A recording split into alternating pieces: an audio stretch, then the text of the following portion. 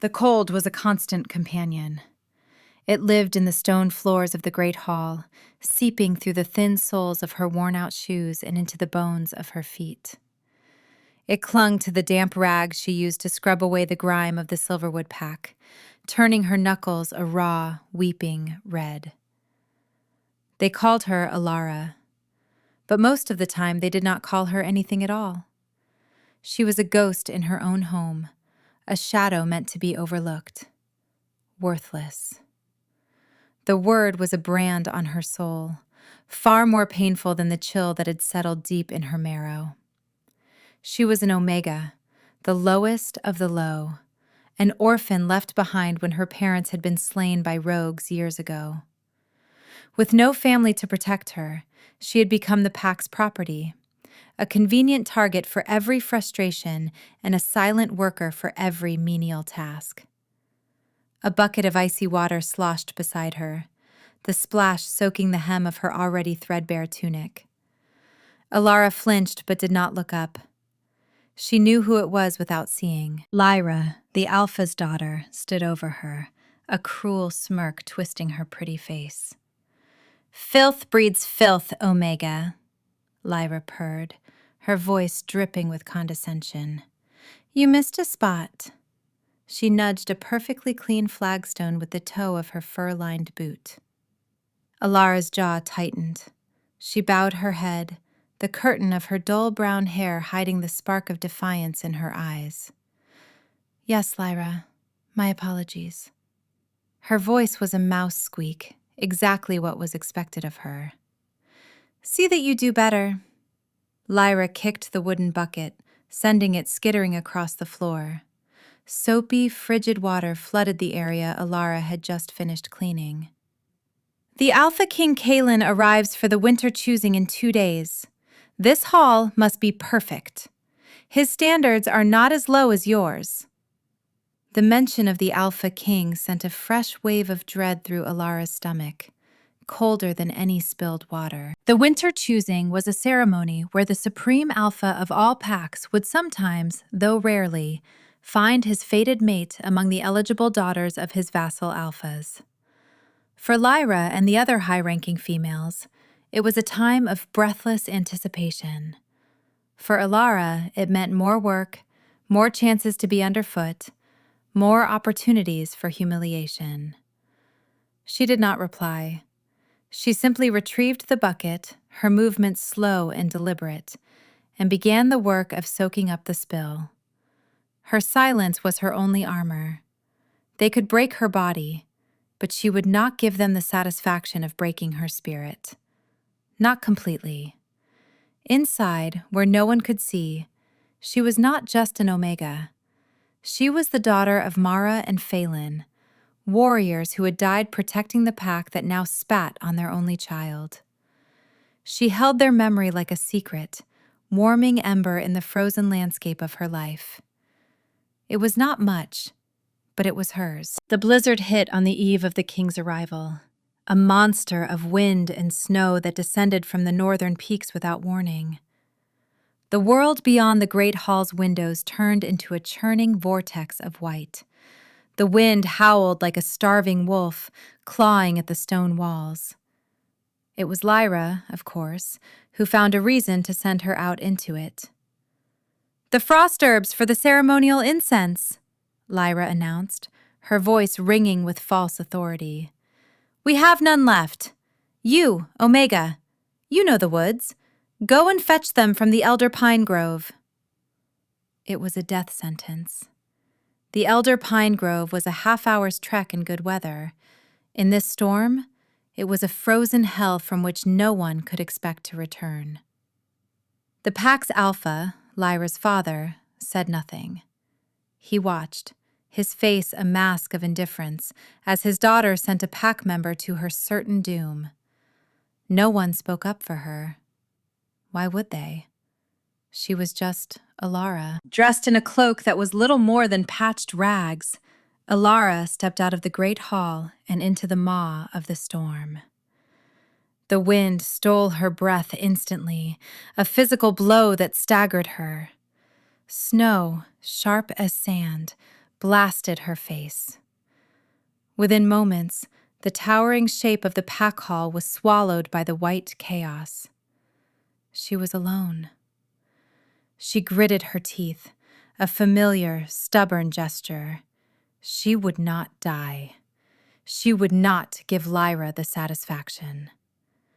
She lowered her head and pushed forward, one agonizing step at a time, her only guide the faint memory of the path and the feel of the rising ground beneath her feet. The world became a blur of white and a screaming symphony of wind. Her body grew numb, the biting cold giving way to a dangerous, deceptive warmth in her extremities. She knew she was losing. The grove was nowhere in sight. She was lost. Was this how it ended? A frozen, forgotten corpse buried under a mountain of snow? The thought brought a fresh surge of rage. No. She stumbled onward, fueled by nothing but pure, spiteful will. Then the ground vanished. One moment she was on solid earth, the next she was falling. A scream tore from her throat, swallowed by the storm. She tumbled down a steep, rocky ravine, her body hitting sharp edges and frozen roots. Pain exploded in her ankle, a sickening crunch that shot fire up her leg. She landed in a deep snowdrift at the bottom, the impact knocking the last of the air from her lungs. For a long moment she lay there, gasping, stars bursting behind her eyes. The pain in her ankle was a sharp, white-hot agony. She was trapped, broken. The storm raged above the lip of the ravine, a distant roar now. Down here, it was eerily quiet. The cold was already seeping back in, more aggressive than before. Despair, thick and suffocating, washed over her. Lyra had won. But then, through the haze of pain and cold, she smelled it. Pine, yes, but something else. Something metallic and hot. Blood. And beneath that, a scent she had never encountered but recognized on a primal level. Predator, power, and winter storms. It was the scent of a wolf, but more, so much more. Ignoring the fire in her ankle, she began to crawl. She dragged her useless leg behind her, her raw hands digging into the snow. The scent grew stronger, pulling her forward like a rope. It led her to a shallow overhang, a small cave carved into the rock face of the ravine. A low growl rumbled from the darkness within. It was not a threat. It was a sound of pure agony. Her heart hammered against her ribs. Every instinct screamed at her to flee, but where could she go? She was dying anyway. Pushing aside a curtain of snow-dusted ferns, she peered inside. Her breath hitched. Lying on the cave floor was a man. He was massive, a giant of muscle and broad shoulders, clad in dark, torn leathers. His black hair was matted with snow and blood. A deep, vicious gash ran across his ribs, staining the ground beneath him a dark crimson. Even in the dim light, she could see that his face was all harsh angles and predatory beauty, now pale and drawn with pain. But it was the scene around him that made her freeze. 3 bodies lay scattered in the snow near the cave mouth. Rogues. Their feral scent was thick in the air, a sour counterpoint to the power emanating from the wounded man. Their throats had been torn out with brutal efficiency. He had fought them. He had won.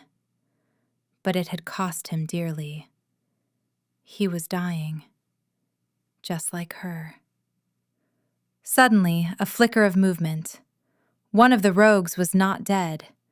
He was pushing himself up, a broken knife in his hand, his yellow eyes filled with a last, desperate surge of malice.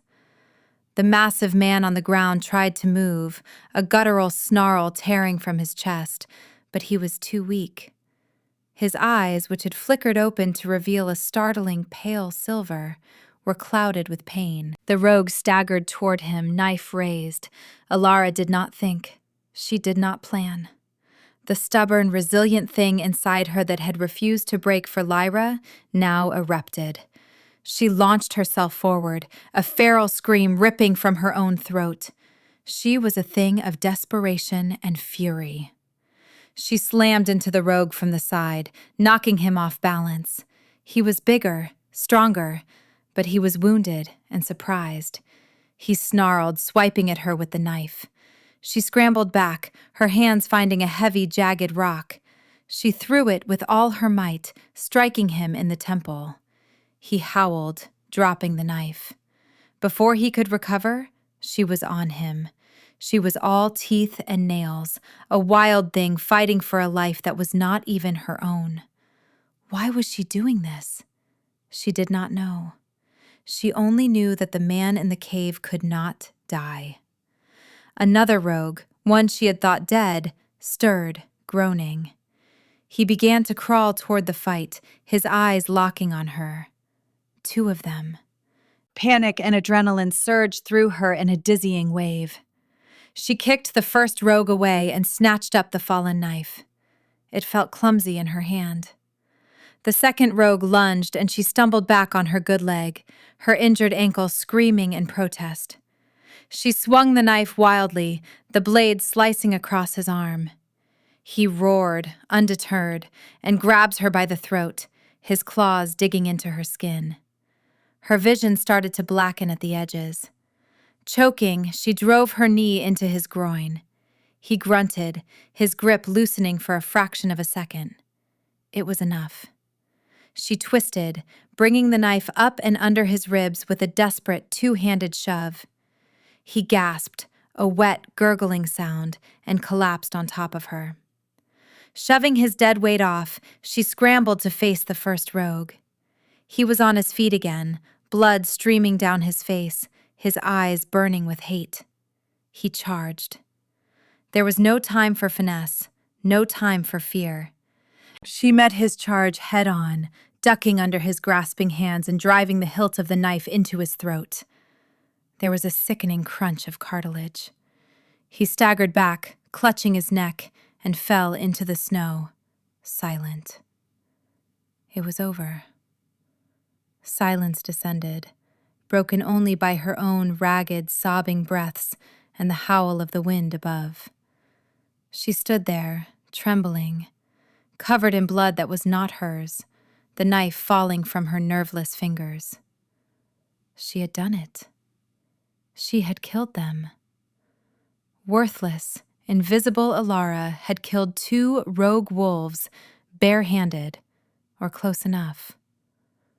A weak cough came from the cave. She turned, her wild adrenaline crashing into exhaustion. The massive man was watching her. His eyes, no longer clouded, were a clear, piercing silver, and they held an expression of stunned, profound disbelief. He had seen it all. The last of her strength deserted her. The world tilted, and she collapsed into the snow. The darkness she had held at bay finally claiming her. She woke to a searing heat.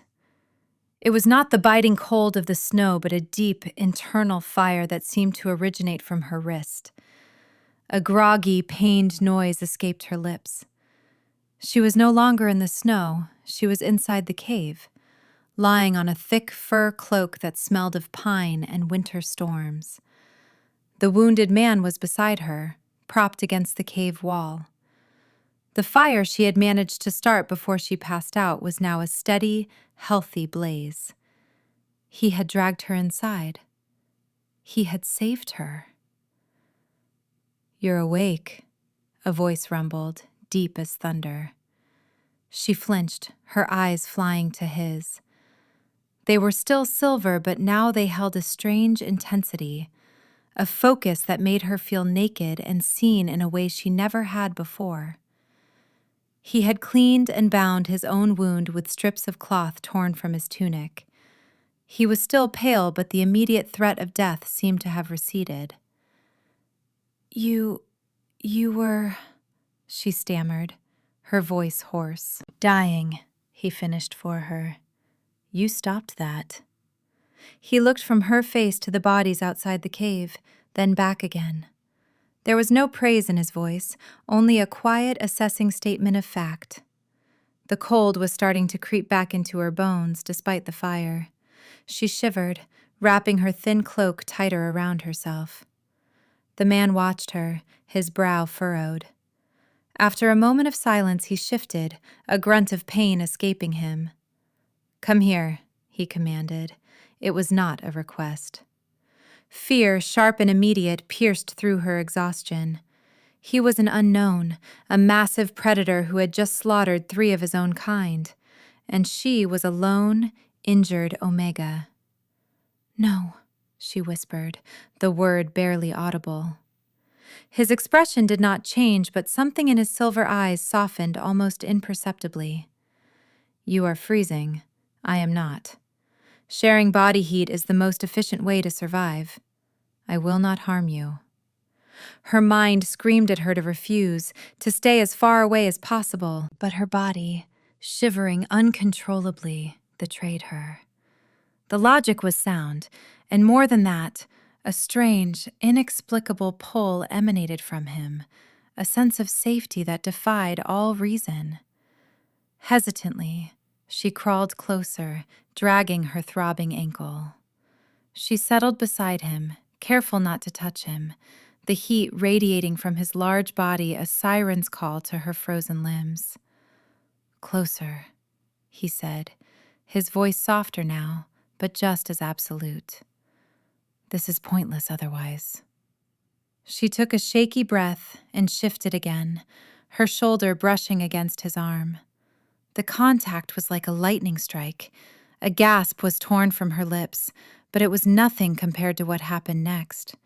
His hand, large and calloused, moved to steady her, his fingers wrapping around her wrist to keep her from pulling away. The moment his skin touched hers, the world exploded. A blinding, white-hot light erupted behind her eyes. A searing pain, 1,000 times hotter than the fire, shot up her arm from her wrist. She screamed, a raw, agonized sound. It felt as if a blacksmith's brand was being pressed into her flesh, burning not just her skin, but her very soul. Through the agony, she felt an overwhelming flood of him. Loneliness, ancient and vast as a glacier, the crushing weight of duty, a desperate, centuries-long ache for something he had never found, and beneath it all, a sudden, explosive surge of recognition and triumph. The pain coalesced, focusing on her wrist, and then it was gone, leaving a tingling electric warmth in its wake. She lay gasping against him, her body trembling from the shock. She dared to look down at her wrist. There, on her pale skin, was a mark. It was intricate and glowing with a soft golden light, a swirling pattern that looked like a snarling wolf's head intertwined with a radiant, 7-pointed star. It was beautiful and terrifying. What was happening to me? She looked up at the man, her eyes wide with terror and confusion. His face was a mask of shock, but his eyes were no longer silver. They were blazing molten gold, glowing with an inner light that was not a reflection of the fire. He stared at the mark on her wrist, then at her face, and a look of profound, earth-shattering awe dawned in his expression. He reached out, his fingers gently tracing the glowing symbol. His touch no longer burned. It sent a cascade of warmth and a strange sense of rightness through her veins. "You're her," he breathed, the words a reverent whisper. The sound vibrated through her, settling deep in her bones. Her mind recoiled in fear. Her? Her who? What did he mean? This was madness, some kind of storm-induced fever dream. I don't understand, she whispered, trying to pull her wrist away. His grip tightened, not painfully, but with an immovable possessiveness. His molten gold eyes locked onto hers, and the universe seemed to narrow to the space between them. Mine, he growled. The word was not a claim of ownership in the way her pack owned her. It was deeper, a statement of fact, of destiny, of a connection so profound it defied words. It was the sound of a lock finding its key after 1,000 years. Before she could process the impossible word, the monumental weight of his declaration, his golden eyes fluttered shut. The light within them faded. His head slumped forward, and his full weight sagged against her. The exertion, his wounds, and the shock of the bond had finally overwhelmed him.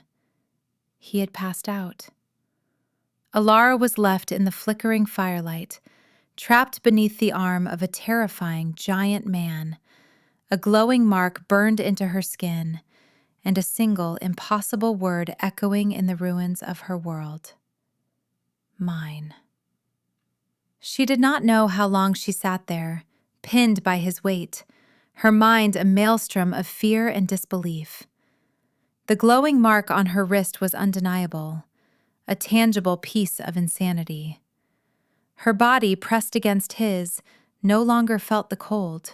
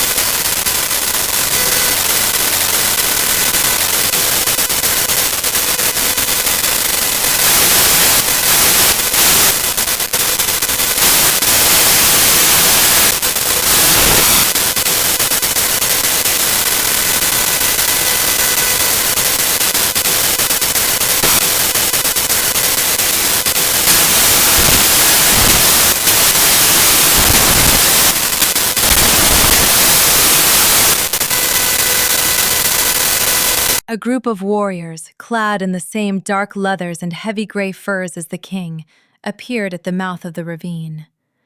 They moved with the silent, deadly grace of apex predators. His royal guard, the winter wolves. Their leader, a grim-faced man with a scar bisecting his eyebrow, took in the scene at the cave mouth. The dead rogues, the trail of blood, and finally, the sight within the cave. His eyes widened, first at his king, then at the terrified Omega huddled with him. "Secure the area!" he barked at his men. He slid down the embankment and approached the cave cautiously. His eyes fell on Alara's wrist, where the mark was still faintly glowing. His jaw went slack. The hard warrior's face transformed, his expression shifting from suspicion to utter, reverent awe. He dropped to one knee in the snow.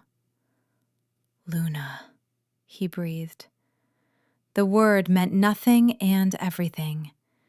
It was a title of legend, the name given to the fated mate of the Alpha King, a position that had been empty for 500 years. Alara stared at him, her fear giving way to a dizzying wave of confusion. Luna? Her? The worthless Omega? It was impossible. It was a mistake. They transported them from the ravine with a gentleness Alara had never experienced. The king was carried on a makeshift litter, still unconscious. Alara, despite her protest that she could walk, was lifted into the arms of a huge warrior who handled her as if she were made of spun glass. Her ankle was expertly splinted and bound. They did not take them to the Silverwood Pack Hall, but to a sprawling temporary encampment of black and gray tents that had been erected in a shelter. A young woman with kind eyes brought Alara a bowl of hot stew, a fresh tunic of soft wool, and a basin of warm water. "Thank you," Alara whispered, overwhelmed. The woman bowed her head. "It is an honor, Luna." Alara flinched at the title. "Please, don't call me that. My name is Alara." The woman simply smiled, a knowing, gentle expression, and retreated from the tent. Alara ate the stew, the first truly hot meal she had had in years. It was rich with meat and herbs, and it sent warmth flooding through her. She scrubbed the blood and grime from her face and hands, her gaze repeatedly falling to the mark on her wrist. The glow had faded, but the intricate lines of the wolf and star were etched into her skin, a permanent, dark gray tracery. She pulled the long sleeve of the new tunic down over it, hiding it from view. It felt like hiding a stolen jewel. Later, a message came. The king was stable. He was asking for her. Her heart leaped into her throat. Led by the scarred commander, whose name she learned was Gunnar, she was brought to the king's bedside. Kalen was awake, propped up against a pile of furs. His color was better, and the molten gold had receded from his eyes, leaving them that piercing, clear silver once more. But the intensity was still there. The moment she entered the tent, his gaze locked on her, and the rest of the world ceased to exist. "Leave us," he commanded his guards. Gunnar bowed and ushered the healers out, closing the tent flap behind them. They were alone. The silence was thick with unspoken things. "Come here," Kalen said again. This time she obeyed, her feet moving as if of their own accord. She stopped by his bedside, her hands clenched at her sides, her gaze fixed on the fur blanket. She could not bring herself to meet his eyes. "You're afraid," he stated. She nodded, a tiny, jerky movement. "You are the Alpha King. I am an Omega. I touched you. I shouldn't have." A low chuckle rumbled in his chest. "You did more than touch me, little wolf. You saved my life. And then this happened." He gently took her hand and pushed back the sleeve, revealing the mark. His thumb traced the lines, sending that same shiver of warmth through her. "Do you know what this is?"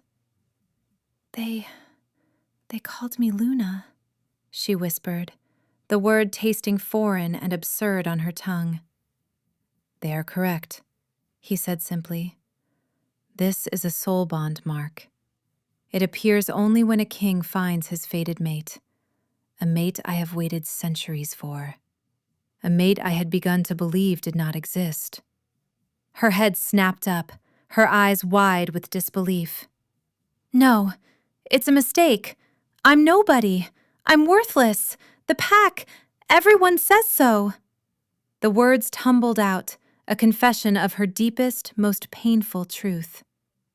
Kalen's expression hardened, a dangerous light entering his silver eyes. "The pack that sent you into a death storm for herbs? The pack that let you starve and freeze while they were warm in their hall." His voice was low, laced with a terrifying fury not directed at her, but for her. "They are the ones who are worthless, not you, never you." He watched her, his gaze softening again. "I saw you, in that ravine.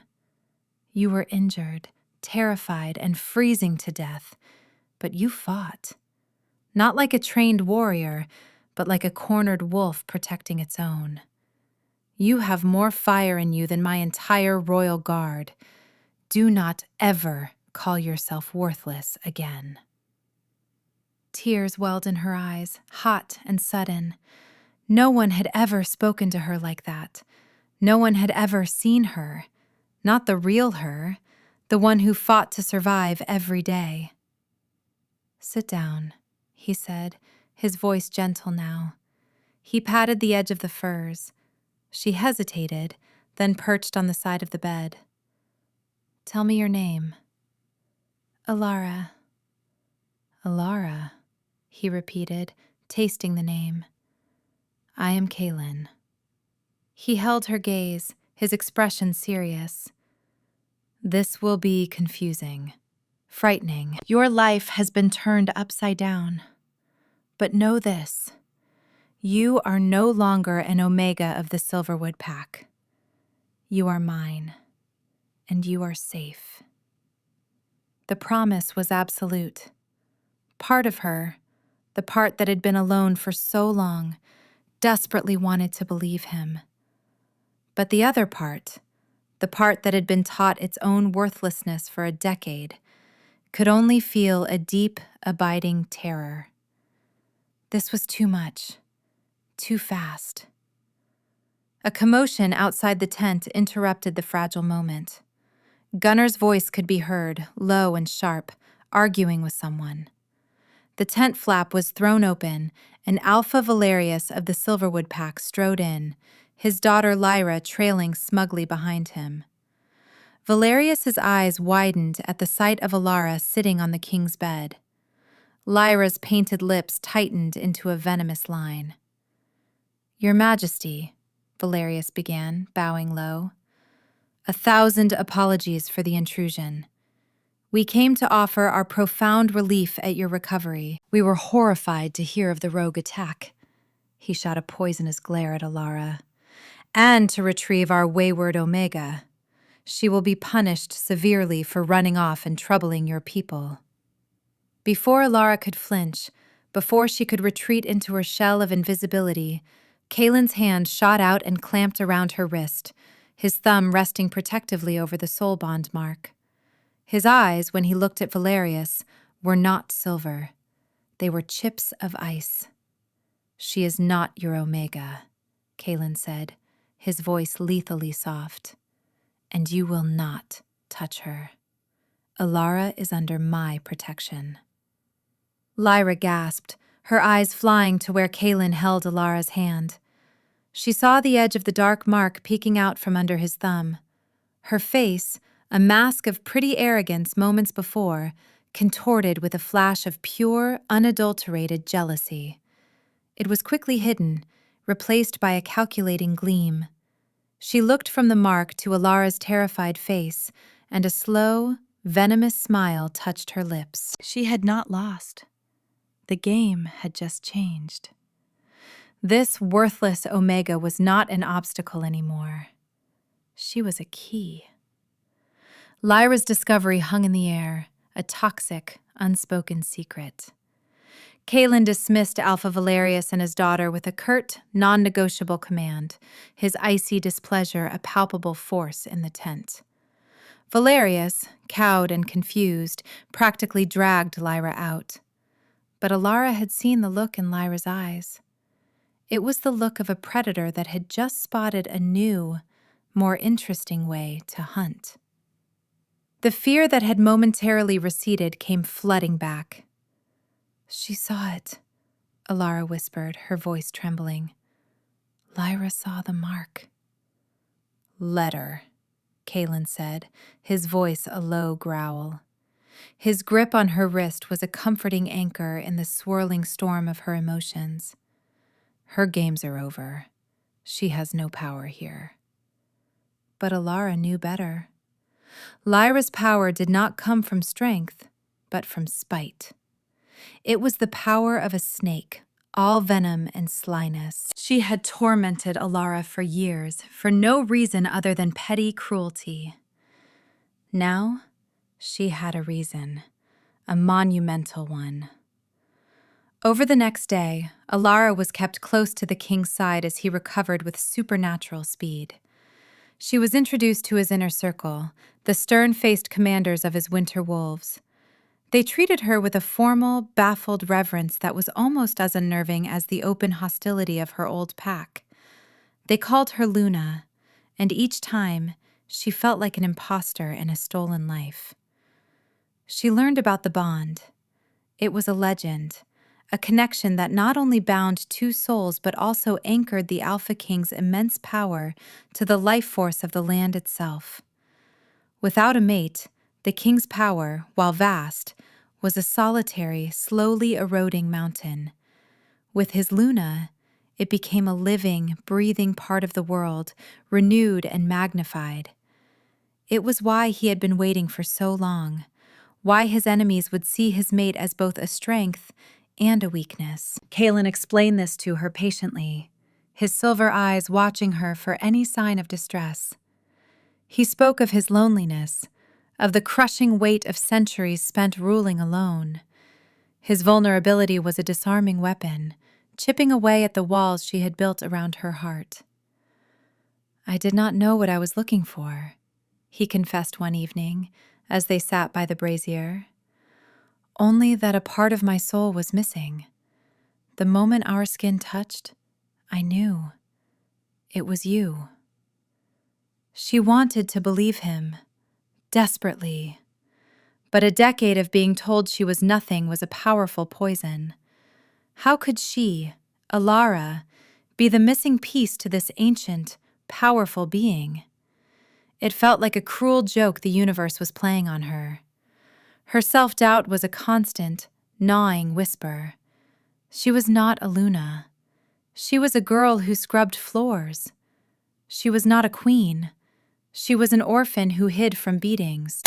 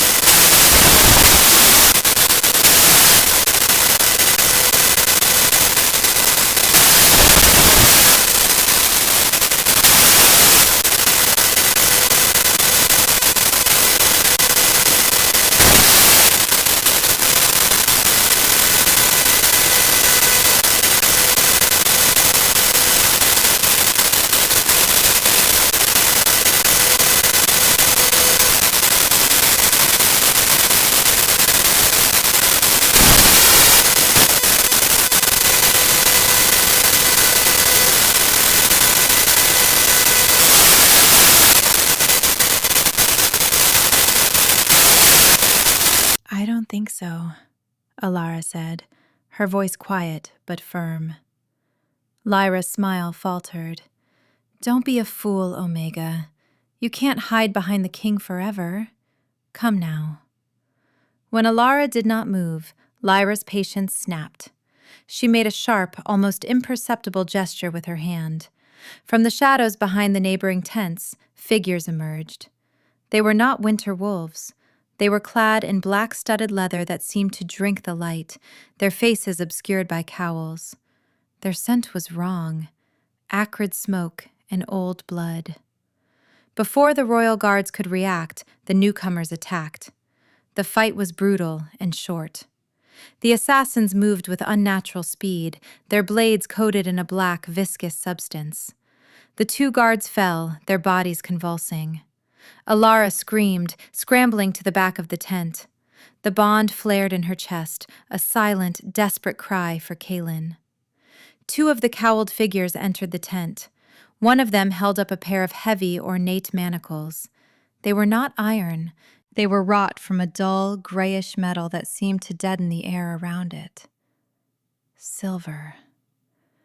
The moment she saw them, a primal, instinctual terror seized her. The wolf within, a part of herself she barely knew she possessed, howled in fear. Silver was poison. It dampened magic. It burned their kind. And to a bond as new and powerful as hers, it would be agony. They lunged for her.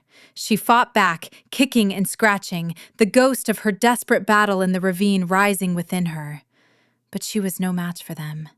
They were too strong, too fast. One of them grabbed her arms, and the other snapped the silver manacles onto her wrists. Pain, blinding and absolute, exploded through her. It was 1,000 times worse than the formation of the bond. It was a cold, soul-deep fire, a shriek of agony that echoed through the link to Kaelin. The humming connection between them, which had become a constant, comforting presence, was violently choked, stretched thin like a screaming wire. She felt a distant, phantom roar of his rage and pain, a mirror of her own, and then the connection began to fray. Her strength vanished. The world dissolved into a gray haze of torment. She was vaguely aware of being dragged from the tent, of Lyra watching with a triumphant sneer on her face. Then a black hood was thrown over her head, and she knew no more. She awoke in darkness, a cold that had nothing to do with temperature seeping into her soul. She was chained to a wall, the silver manacles on her wrists a source of constant, agonizing pain. The bond was a faint, throbbing thread, a whisper of connection in a void of despair. Each breath was a struggle, the silver leeching her strength, her will, her very life force. She was in a cell, carved from black, volcanic rock that felt slick and oily to the touch. The air smelled of sulfur and dark magic. Footsteps echoed outside her cell. A heavy door scraped open, spilling dim, red light into the darkness. A figure stood silhouetted in the doorway. He was tall and elegant, dressed in robes of black and ember red. He moved with a liquid grace, and shadows seemed to cling to him, writhing at his feet like loyal pets. "So," the man said, his voice a cultured, resonant baritone that did nothing to hide the chilling lack of warmth beneath. "This is the little spark that has our great king so distressed." He stepped into the cell, and Alara shrank back against the wall. His face was unnervingly handsome, with sharp cheekbones and eyes that were a startling, unnatural shade of violet. This was not a wolf. He was something else, something older and darker. "I am Lord Malachor," he said, as if introducing himself at a courtly function. "And you, my dear, are the key to a new era." He paced before her, his movements like those of a panther. "You see, the Alpha King's power is a magnificent, ancient thing, but it has a flaw. It must be grounded. For centuries it has been grounded only in himself, a solitary mountain. But the soul bond, the bond with his fated mate, it changes the nature of that power. It grounds him in the very life of the world, making him exponentially stronger." Malachor stopped and looked at her, a cold smile playing on his lips. "But a bond can be a vulnerability.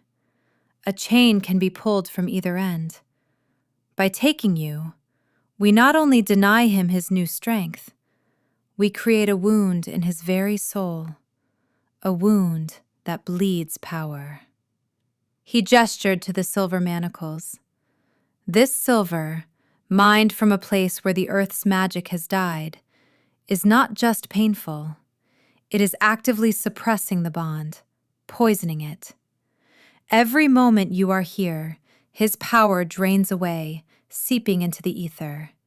Power which he spread his hands, and the shadows in the room deepened, am more than happy to collect."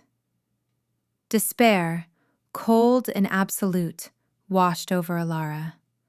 So this was it. She was not just a hostage. She was a weapon, being used against the one person who had ever shown her kindness. Her worthlessness was a contagion, poisoning even an Alpha King. "He will come for you, of course," Malachor continued, his voice laced with amusement. "He will be enraged, blind, and weakened. He will walk right into my fortress, and here I am the master. Once I have broken him, I will perform a small ritual. I will sever this inconvenient bond, and in the backlash, I will claim the power of the Alpha King as my own. The Ember Covenant will rise, and the Age of Wolves will end. He leaned in close, his violet eyes boring into hers. And you, little Omega? You will have the honor of being the catalyst, the worthless girl who brought down a king. His words were a physical blow, striking at the deepest core of her insecurities. Worthless. The word echoed in the silent, screaming space where her bond with Kaelin used to be. Lyra had been right. Her pack had been right. She brought ruin to everything she touched.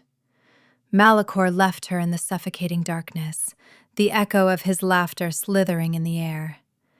She hung from her chains, the silver burning away her strength and her hope. The faint thread of the bond was all she had left. It was a thin, fraying cord of shared agony. She could feel Kaelin's frantic, desperate search for her, a panicked rage that was muted and distant, as if from across an ocean.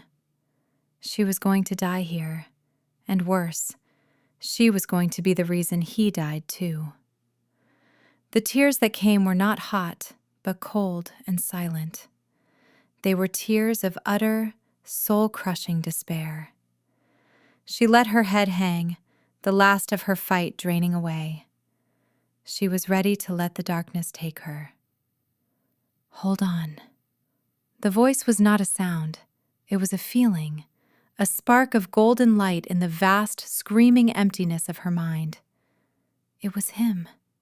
It was Kaelin, his will a battering ram against the poison of the silver. Alara, hold on. The connection was faint, fraught with static and pain, but it was there. It was a raw, primal command, imbued with all his desperate fury and terror for her. I am coming. The promise was a lifeline, a tiny, flickering ember in the absolute cold of her despair. It was not enough to fight, not enough to break free, but it was enough to breathe. It was enough to wait. Hope, fierce and desperate, ignited in the ruins of her heart. She lifted her head in the darkness, and for the first time she focused on the bond, not as a source of pain, but as a beacon. She held on to that thin, golden thread with everything she had left. Kaelin, she whispered back into the void, a prayer of pure will. Hurry. The ritual began. Malachor's acolytes, the cowled figures from the camp, dragged her from the cell and into a vast, cavernous chamber. The air was thick with the stench of sulfur and ozone. A complex circle of runes was carved into the floor, glowing with a malevolent red light. At its center was a black stone altar. They chained her to it, the silver manacles now connected to the runic circle itself. Lord Malachor stood before the altar, his arms raised. "The king is at the gates!" he proclaimed, his voice echoing in the chamber. "Weakened and foolish, just as I predicted. Let him witness the moment of his unmaking."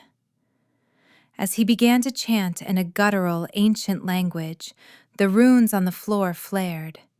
The pain from the silver intensified, but it was different now. It was a pulling sensation, as if her very soul was being drawn out of her through the bond. She screamed, a thin, helpless sound. She could feel Kaelin's power being siphoned through her, feeding the dark ritual. She felt his strength faltering, his rage turning to agony. And then, the mountain exploded. A deafening boom shook the fortress to its foundations. A section of the cavern wall blew inward in a shower of rock and fire. And through the dust and chaos, he appeared. Kaelin. He was no longer a king. He was a god of wrath. His eyes were not silver, not gold, but blazing, pure, white fire. A low, continuous snarl was ripped from his chest, a sound that promised death. He was wounded, his arm bleeding, his face pale with exertion and the drain of the ritual, but he was a tempest of raw power. Behind him, his winter wolves poured into the cavern, their howls a symphony of vengeance. The battle was immediate and apocalyptic. The winter wolves crashed into the Ember Covenant acolytes. Steel rang, and the air filled with screams and the scent of blood. Kaelin ignored it all. His burning eyes were fixed on one person, Malachor. "You will release her," Kaelin snarled, his voice the grinding of tectonic plates. Malachor laughed, a high, triumphant sound. "You are too late, Wolf King. The bond is mine to command now." He thrust his hands toward the altar. "Watch her die. Feel your own soul unravel." A bolt of black energy shot from Malachor's hands, not at Kaelin, but at Alara. Kaelin roared, a sound of pure, soul-deep agony as he felt the attack through the bond. He stumbled, his hand flying to his chest, his own life force flickering like a guttering candle. He was vulnerable. The attack on her was an attack on him, and in that moment, something inside Alara snapped. Seeing him fall, seeing his magnificent strength brought low because of her, for her, it broke the dam. All the years of abuse from her pack, the humiliation from Lyra, the terror in the ravine, the agony of the silver, the despair in the dungeon, and now the protective, furious love she felt for the king who saw her when no one else would. All of it, the pain, the rage, the love, collided and ignited. The worthless, invisible Omega died on that altar, and a queen was born in fire. A light, brighter than the sun, more powerful than a star, exploded from her. It was not red or black magic. It was pure, white gold, the light of a newborn soul. It was the essence of life itself. The light slammed outward in a silent, unstoppable wave. It vaporized the black energy bolt midair. It shattered the silver manacles into dust. It disintegrated the black stone altar beneath her. The glowing red runes on the floor were scoured away, leaving clean, bare rock. The Ember Covenant acolytes screamed as the light washed over them, their dark magic turning to ash, their shadowy forms dissolving like smoke in the wind. The Winter Wolves, however, felt the light as a wave of warmth and strength, their wounds knitting closed, their exhaustion vanishing. Alara rose from the rubble of the altar, floating an inch above the floor. She was wreathed in a corona of blinding light, her plain brown hair now a swirling river of gold, her eyes shining with the same cosmic fire as Kaelin's. Power, immense and untamed, poured from her. The hidden wellspring within her soul, the dormant magic of a spirit weaver, a soul healer, had burst forth. Lord Malachor stared, his handsome face a mask of disbelief and terror. What are you?" he stammered, taking a step back. She looked at him, and her voice, when she spoke, was not the whisper of an Omega. It was a chorus, a symphony of power that resonated in the very stone of the fortress. "You called me worthless," she said, the words a calm, lethal judgment. "You called me a key, a catalyst."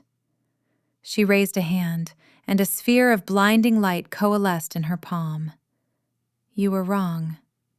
She extended her hand, and a beam of concentrated soul fire shot across the cavern. It did not burn Malachor. It did something far worse. It struck him, and his dark magic unraveled. The shadows clinging to him shrieked and fled. The unnatural youth and beauty bled from his face, leaving behind a withered, ancient husk. His violet eyes faded to a dull, terrified gray. The power he had stolen, the darkness he had cultivated for centuries, was simply gone. He collapsed to the floor, a powerless, broken old man, weeping in the sudden, brilliant light. Gunnar, Kaelin's second in command, stepped forward and ended the threat with a single, merciful stroke of his sword. The battle was over. The light around Alara slowly faded. The golden river of her hair softened back to its familiar brown. The cosmic fire receded from her eyes. The immense power that had flooded her senses drained away, leaving behind a profound exhaustion. She swayed on her feet, the world tilting violently. Before she could fall, strong arms were around her. Kaelin. He held her, his grip tight, almost desperate. He was staring at her, his expression one of absolute, reverent awe. The white fire was gone from his eyes, replaced by a molten gold that was brighter than ever. He was healed. Her light had healed him, had restored the power Malachor had siphoned, and then some. Alara, he breathed, his voice thick with emotion. He reached up and gently cupped her face, his thumb stroking her cheek. You are magnificent. The words, so simple, so profound, broke through the last of her defenses. Tears streamed down her face, tears of relief, of shock, of a joy so fierce it was painful. He saw her. He had seen her at her lowest, and now he had seen her at her most powerful, and his expression was the same, one of utter adoration. He lowered his head and pressed his lips to hers. The kiss was not one of passion, but of reverence. It was a promise, a homecoming. The bond between them flared, no longer a thin, aching thread, but a brilliant, unbreakable golden cord of light, singing with shared strength and love. He pulled back slightly and looked down at her hands. The place where the silver manacles had been was raw and red. He lifted her right hand, the one with the soul bond mark, and pressed a gentle kiss to the center of the wolf and star. The mark flared with a blinding golden light. A sharp, pleasant heat spread from it, and at the same time she felt a mirrored sensation from him. She looked down at his hand, which was still holding hers. There, on the back of his hand, a matching mark was burning itself into existence, a perfect mirror image of her own, the wolf and star etched onto the skin of the Alpha King. The bond was no longer just his claim on her. It was hers on him. It was a loop, a circuit, complete and absolute. She had, with her power and her will, claimed him back. Mine, she whispered, the word tasting of destiny and rightness. A slow, breathtaking smile spread across Kaelin's face. It was like watching the sunrise after a long, dark night. Yours, he confirmed, his voice a low, happy rumble. Now and for all of time. The return to the main encampment, and then the journey to the king's capital city in the heart of the mountains, was a blur. News of the battle, of Lord Malachor's fall, and of the Luna's impossible power had spread like wildfire.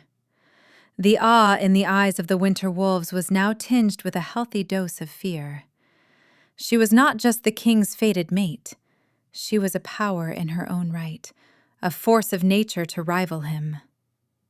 When they arrived at the capital, a sprawling, beautiful city of white stone and soaring towers nestled in a high mountain valley, the streets were lined with wolves of every rank and station.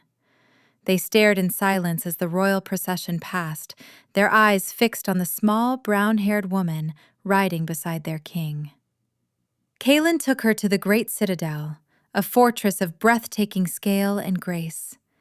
He led her not to a guest chamber, but to his own royal apartments, a suite of rooms that overlooked the entire city. It was vast and lonely, and she knew, without him saying a word, that she was the first person to share it with him in half a millennium. That evening, he called a grand council in the throne room. Every alpha from every allied pack was there, including a pale and trembling Alpha Valerius. Lyra was not present. She had been confined to her tent after the abduction, a prisoner awaiting the king's justice. Kaelin stood before the great stone throne, but he did not sit. He waited until the hall was silent. Then he turned and held out his hand to Alara. She walked to his side, her heart hammering but her head held high. She was no longer afraid. He took her hand and raised it, turning it so the soul bond mark was visible to all. Then he raised his own, showing them its perfect twin.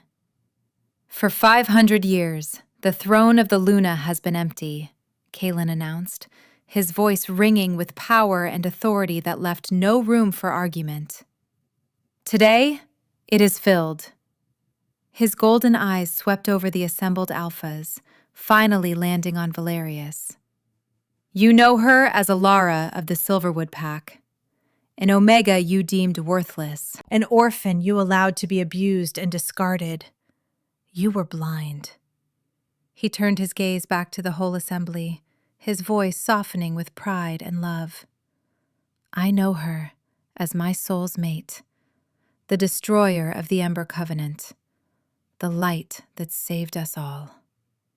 He looked down at her, his smile meant only for her. I present to you Alara, my mate, my queen. A collective gasp went through the hall, followed by a stunned, absolute silence. Then, Gunnar, commander of the Winter Wolves, drew his sword, raised it high, and roared, To the Queen! One by one, then in a great wave, every wolf in the hall, every proud alpha, every fierce warrior dropped to one knee. The sound of thousands of knees hitting the stone floor was a thunderous coronation. Even Valerius, his face ashen, sank to the ground, his head bowed in shame and terror. Alara stood beside her king, her hand in his, and looked out over the sea of bowed heads. She was not worthless. She was not invisible. She was a queen. She was a wolf. She was a storm of light and love.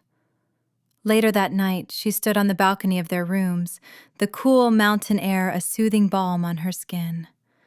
The weight of her new reality was immense, a heavy crown of starlight and destiny.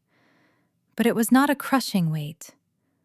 Kaelin came to stand behind her, wrapping his strong arms around her waist and pulling her back against his chest. He rested his chin on her shoulder, his warmth a solid, comforting presence. Is it too much? He asked softly, his breath stirring her hair. She thought of the cold stone floors, the icy water, the sting of Lyra's insults. She thought of the loneliness, the hunger, the gnawing belief that she was nothing.